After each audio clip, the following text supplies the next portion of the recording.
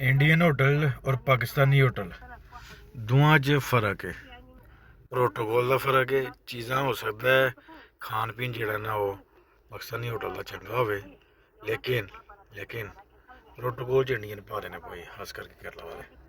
उन्होंने होटल तो तुम बिरयानी खान गए हो ना, उन्हें तुहानू पूरा प्रोटोकॉल देना है, हर चीज़ देनी ना, सलाद, रायता, अचार, मिठा भी देना थोड़ा जहा। पाकिस्तानी होटल से गए हो तो तुहानू सिर्फ जेह्ड़ा ना बिरयानी उन्हें अग्गे रख के ना तो विसान करना है, पैसे तो लैने होंदे लेकिन विसान करते हैं। बहरहाल थोड़ा जहा सोचना चाहिए पाकिस्तानी होटल वालों, ठीक है।